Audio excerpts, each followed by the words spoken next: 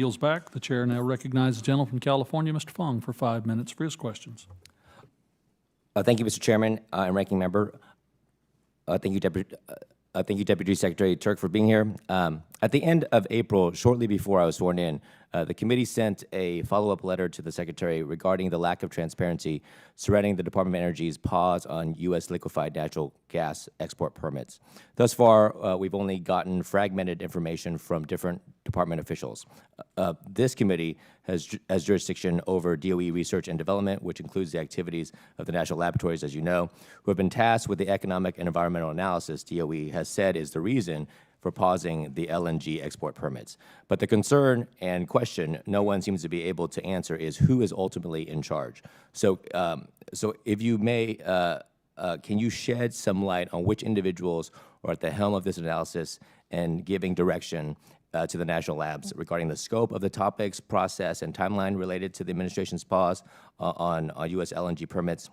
Is it the lab directors or the energy secretary or someone else? And who set the parameters of what is to be considered by this study, and who has daily oversight of its progress? Yeah, thank you, Congressman, and congratulations on your election and anything that we can do from the Department of Energy side of things, any briefings that you like or other kinds of things on any issues, just let us know what we can do to help. So ultimately, the Secretary and I are in charge, right? She's the Secretary, I'm the Deputy Secretary, the number 2 in the administration. We rely on phenomenal career technical expertise that we have, not only in our Fossil Energy and Carbon Management Office, which is the lead office for this particular study, but also in our national laboratories. We've got such phenomenal career folks who know these issues inside and out. And so the analysis that we're doing as this pause is in place, and again, this pause isn't for current exports. Current exports are going. This is just a pause on additional authorizations above and beyond the 48 billion cubic feet per day of authorizations already out there. But we're updating our analysis because so much has changed. But the Secretary and I are ultimately in charge, but we rely an awful lot, of course, on civil servants for the good, independent analysis that's going to inform these decisions. And if I can follow up, is there anything that can or cannot be considered? How extensive is this study? So it's an extensive study.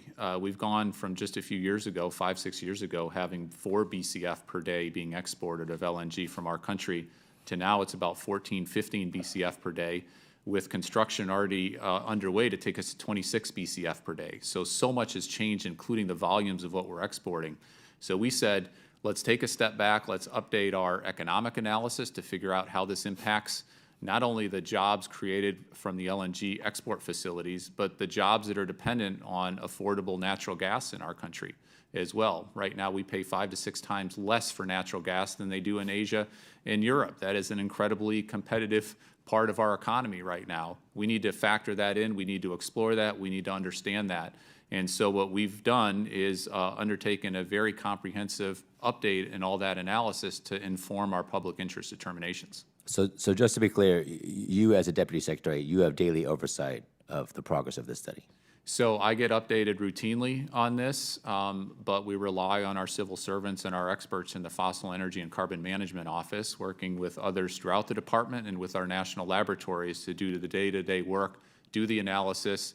What we've said is let's have a very comprehensive, let's have a very rigorous process, and we leave it up to them in terms of the particular details, the number of scenarios, the particular work that goes into it. So but what we've asked is is there a specific name of someone who oversees the daily progress of this? So Brad Crabtree is our Assistant Secretary for the Fossil Energy and Carbon Management Office. He's got folks under him who are the day-to-day folks. Amy Sweeney is one of our career folks who's been very heavily involved, Ryan P. as well, but happy to make folks available if you'd like to talk to them. Thank you very much. Mr. Chairman, I yield back.